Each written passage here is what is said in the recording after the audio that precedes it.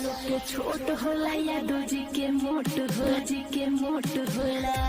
ए भौजी जब तक हेलो फ्रेंड, कैसे आप लोग? आप सभी का मेरे चैनल पर फिर से स्वागत। आज फिर से एक नए मस्ती और इंटरटेनमेंट से भरपूर वीडियो लेके आ चुका है, जो कि बहुत ही फारू वीडियो है। आज तो मजा आ ब्लास्ट होने वाला है, तो थोड़ा भी वीडियो स्किप नहीं करना, लास्ट तक देखना और चैनल को सब्सक्राइब नहीं किया चैनल को दबा दबा के सब्सक्राइब करना है। तो चलिए बिना बकचोदी किए वीडियो स्टार्ट। तो का हाल बा भाई लोग? खा ला भाई, आपका कैमरामैन सही नहीं है यार। पक्का गाली सुनेगा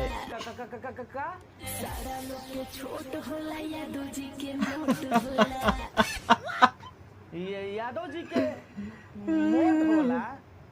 ए भौजी ये लोग इहो बता दो कि कितना मोट होला। हाथी ऐसन होला ना घोड़ा ऐसन होला। तारे बहिन चोदलो गाना गावत लो ओकरा ऊपर डांस मारत लो।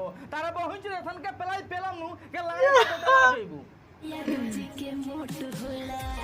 ए भौजी जब तहार मोट पसने बावे तो एगो काम कर, यादव जी के मोटका ले ला आ गोनिया के सुता तार बहिन चोदो।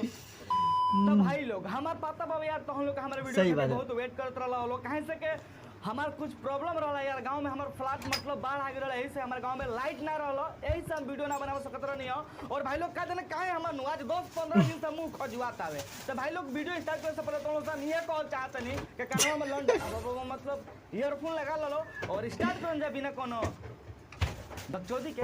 कहूं में सीधा साधा लमहर गोट होला। देखही में सीधा साधा लमहर गोट होला। ए भौजी दुगो हमरो लोग गोल गोल बावे, अगर चाही तो बोली ह। फोटो से पानी घोल दो या चोली खोल दो। आ चोलिया खोल के फेल दो इहे नु यार बहिन चोदलो चोली खोल दो।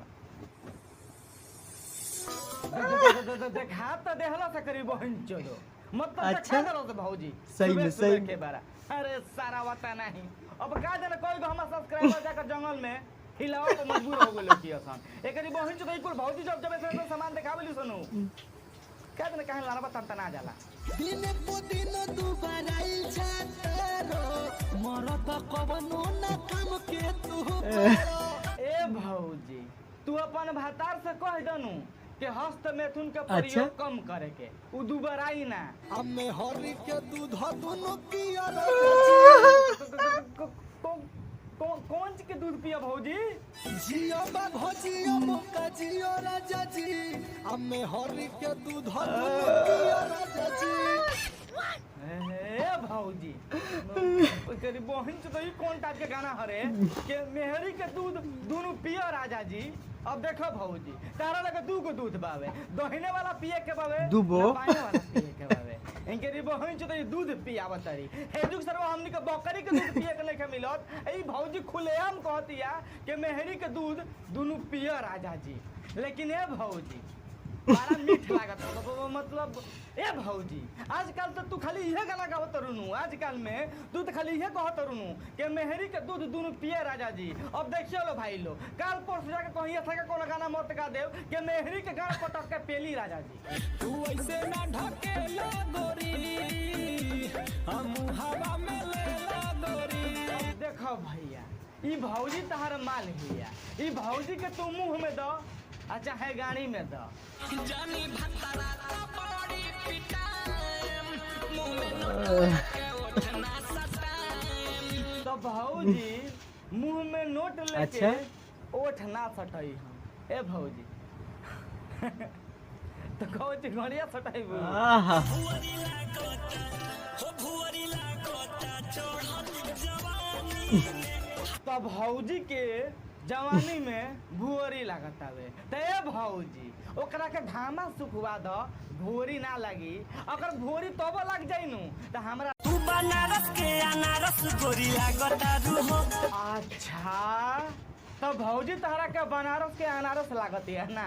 ते भैया जी हाई जौन भौजी बिया नु एकर भैयावा नु छापरा के दुगो लिट्टी और एगो केरा लौकेला ठीक नु जो ये गोनिया में पेल दी सरत अच्छा। नहीं लारे पहक देबो।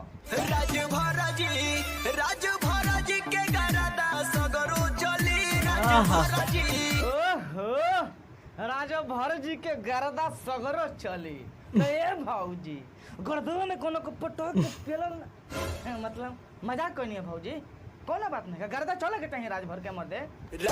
हेलो फ्रेंड, कैसा लगा वीडियो आप लोग कमेंट करके ज़रूर बताइएगा और चैनल को साथ में सब्सक्राइब कीजिएगा। और यह वीडियो किसी के दिल को ठेस पहुंचाने के लिए नहीं बनाया गया था और ये आपको हंसने और हंसाने के लिए बनाया गया था।